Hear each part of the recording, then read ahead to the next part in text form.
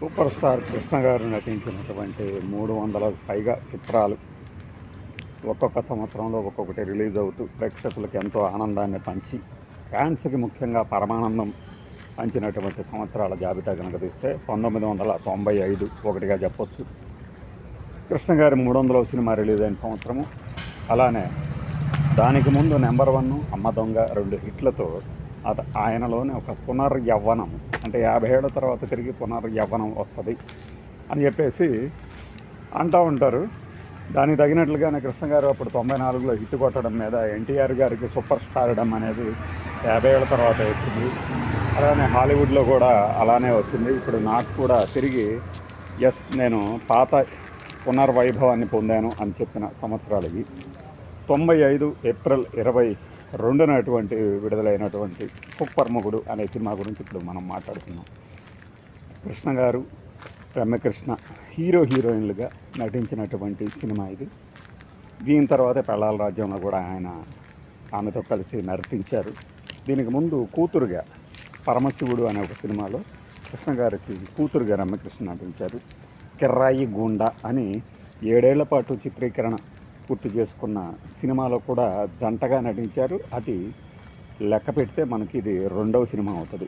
But అప్పటికే ఆవిడకి హీరోయిన్గా క్రేజ్ రాలేదు. కృష్ణ గారు కాస్త డౌన్ఫాల్లో ఉన్న సంవత్సరం కాబట్టి ఈ జంట 95లో మంచి క్రేజీ కాంబినేషన్గా, శరత్ గారు అప్పటికే ఒక మంచి మ్యూజికల్ హిట్స్ ఇచ్చినటువంటి డైరెక్టర్గా ఆయనకు బాగా పేరు వచ్చిన సంవత్సరాలు. సుమన్ గారితో వరుసపెట్టి హిట్లు బాదుతున్న సంవత్సరాలు. అల్లుడు సిరీస్లో టైటిల్స్లో చిన్నల్లుడు, దొంగల్లుడు, హలో అల్లుడు, ఇలాంటి టైంలో కృష్ణ గారితో వచ్చిన సినిమా అన్నమాట అది సూపర్ మొగుడు. మ్యూజిక్ అద్భుతంగా హిట్ అయింది.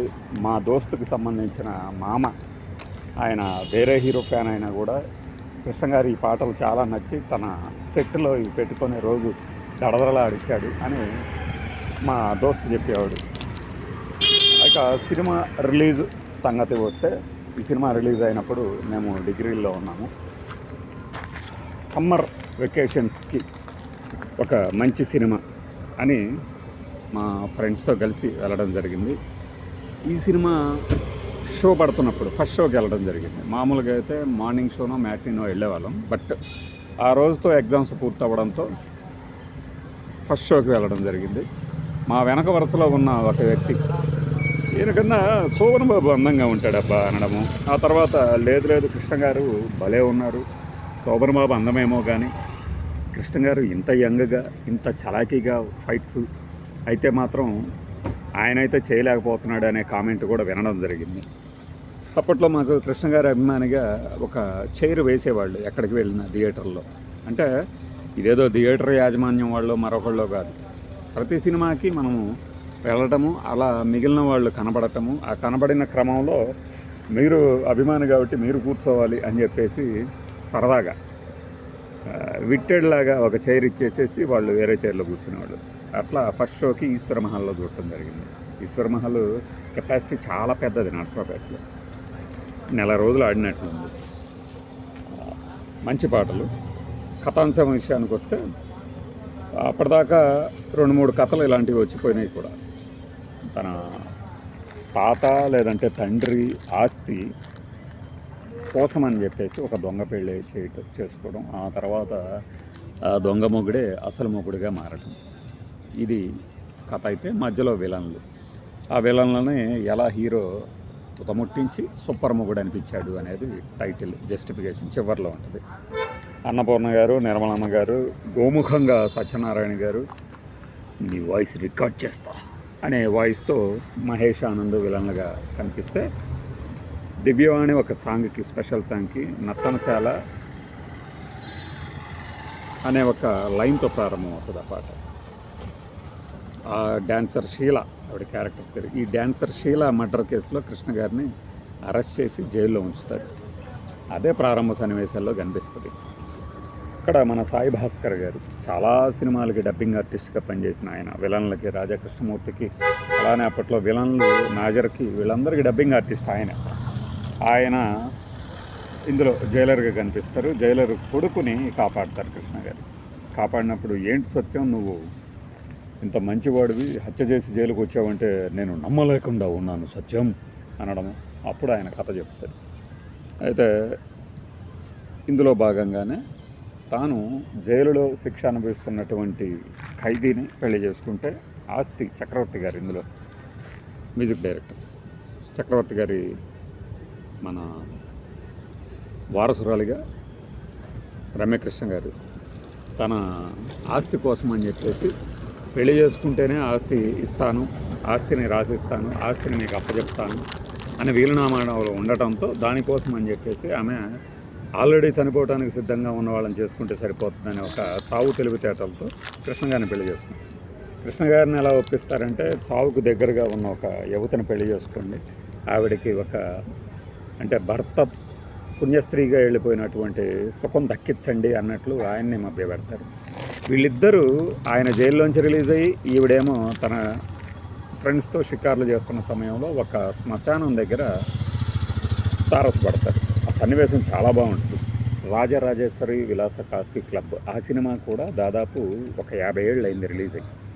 అందులో కృష్ణ గారు ఎలాగైతే కొన్ని ఎక్స్ప్రెషన్స్ ఇస్తారో ఒక జాతర సాంగ్లో, అలాంటి ఎక్స్ప్రెషన్స్ ఇందులో తాను శ్మశానంలో తాను తాళిగట్టిన భార్య చనిపోయింది, ఈ సమాధి దగ్గరే ఉన్నది అని తెలుసుకొని అక్కడికి వెళ్ళి వస్తుండగా అక్కడికి రమ్యకృష్ణ గారు వచ్చినప్పుడు ఇద్దరు ఒకరినొకళ్ళ గోస్టులు అనుకుంటారు. అక్కడ కృష్ణ గారి మొహం మీద టార్చ్ లైట్ వేయటం, ఆయన ఎవరది అనడము చాలా బాగుంటుంది. ఇక టీజింగ్ డ్రామా, రాస్కెల్ అంటే రాస్కెళ్తాం అని కృష్ణ గారు అంటాం. అప్పట్లో ఆ డైలాగులు అంటే పంచ్ చిన్న చిన్న విరుపులతో ఉండే డైలాగులు బాగా పాపులర్ అయ్యాయి. ఇప్పుడు ఈవీవి స్కూల్ బాగా నడిచింది అలాంటి డైలాగులకి.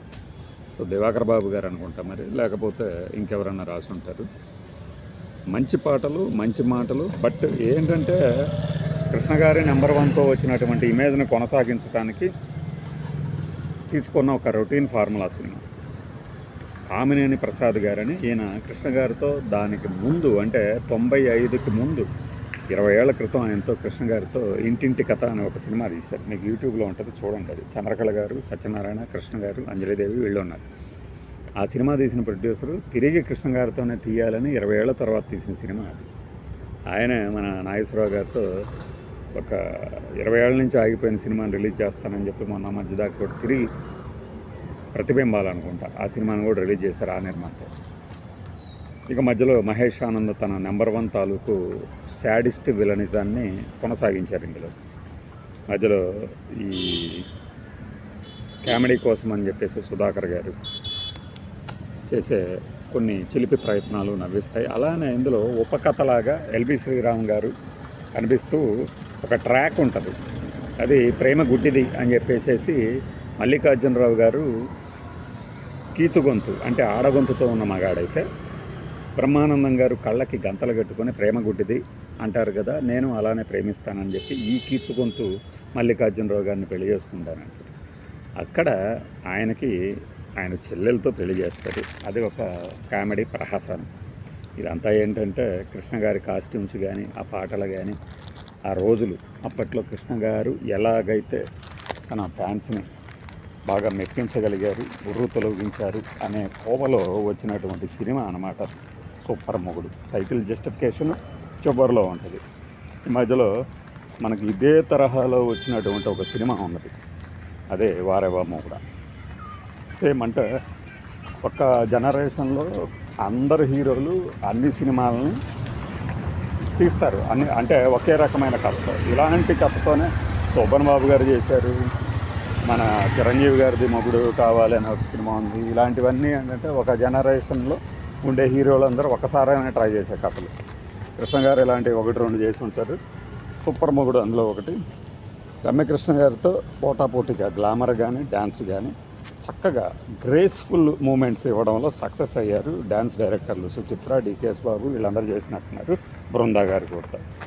ఇది సూపర్ మొగుడు తాలూకు ఒక పాత ఇది 50 డేస్ సినిమా కింద దీన్ని లెక్కేసుకోవచ్చు. అన్ని చోట్ల ఆడలేదు కానీ కొన్ని సెంటర్లో.